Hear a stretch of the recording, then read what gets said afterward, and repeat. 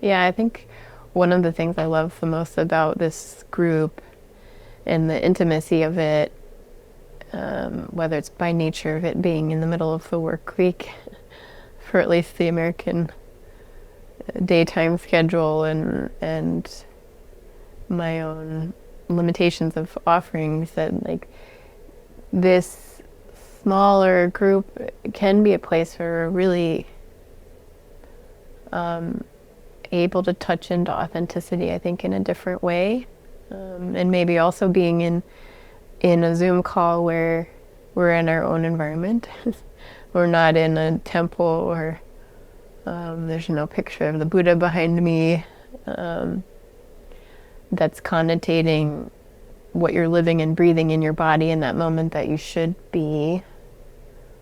And this feels like the stickiest part of awakening for so many people, or even pushing that spiritual label aside, like authenticity is the social piece of being together without abandoning oneself, and being together without abandoning other, or judging other, pushing other away. Of course, these patterns innocently can and will happen as we awaken. They're just part of the soup that we live in. But as the defenses of the separate self fall away, we can really just be more and more as we are. I don't need to say anything profound right now. I don't need to have something forced to say, or I have a lot to say right now and I don't have to filter it out.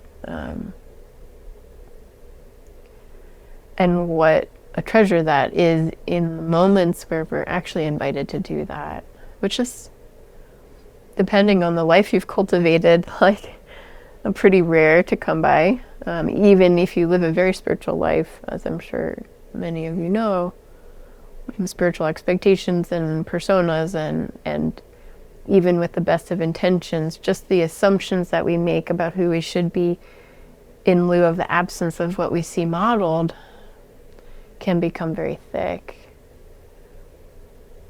And even in healing circles, these very subtle internalized expectations of, how am I supposed to show up right now?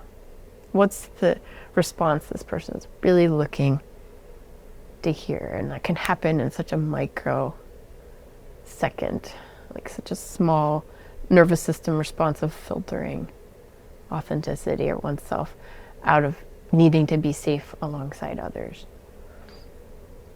Like, I don't want to minimize the necessity of belonging in the human being's experience of, like, we need to belong to survive. So of course our neuroceptors are tuned to belong in the right way. And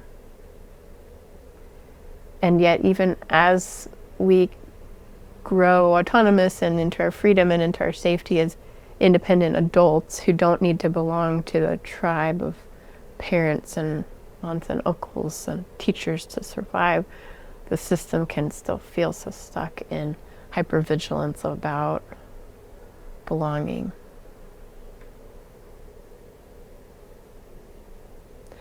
And so I think I came into this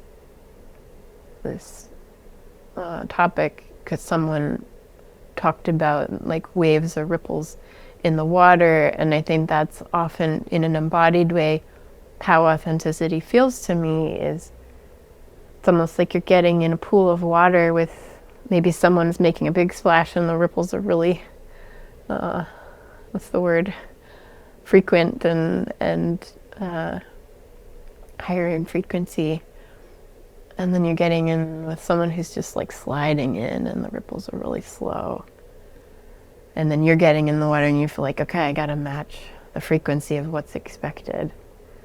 I gotta filter myself. Whether it's, you're in a spiritual community and you need to say the right thing or not say the wrong thing, or maybe you're pumping gas at the gas station and you're protecting yourself as a woman in a certain way, or you're with your family over the holidays and you have to caretake your parents or your kids or your partner in a certain way. Like, all of these ripples, they have to kind of match. And of course, there are times where we really maybe calculate and need to protect because the consequences of making too big of a splash will cause harm.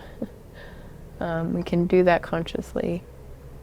We can give the small talk or step into that role in a way that's not abandoning our authenticity, but there's also the possibility of still entering the pool at your own frequency, like entering that conversation in your own conversation, if that makes sense. Like you're not beholden to continuing a conversation that's not alive for you. More and more there can be, and what's authentic here is this tolerance of like just kind of vibrating at a slightly different frequency than I used to force myself to, or that the comfort zone may have felt like, oh, I'm matching everybody's frequency. More and more there's not just a comfort for being a different frequency, but there's a discomfort for conforming, if that makes sense. That doesn't mean it's comfortable. Doesn't mean it's comfortable to be rejected sometimes, or, oh, you talk about illness, so you must be sick all the time, so why are you healthy right now? What frequency are you? Like, it's like this living, breathing, moment to moment target, that there will always be some discomfort with being at a frequency that is different, but that's discomfort we can handle, right? And so what I appreciate about these moments of being together in this way of exploring this is like really like feeling the juiciness of each of our authenticities, like each little snowflake that is so diverse and unique. And in this moment, there's no limitations to the amount of differences that we'll contain and we'll be able to share, and how that nourishes my authenticity.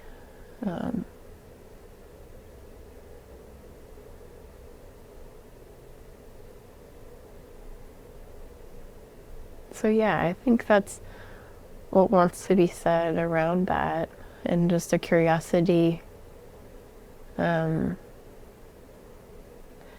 the words continue to come up in this group, of like how that wants to come in, and the naturalness too of like when that has to be filtered, when we're aware like I'm abandoning myself right now, I'm in a situation where I feel stuck, I don't feel like myself, that there's a reason why that's arising, and it's actually okay, and permission to meet ourselves where we are in like, oh, I'm protecting myself from something right now, instead of forcing ourselves to feel relaxed or to feel one with everyone else. Like, yeah, permission to feel however that may be in that moment.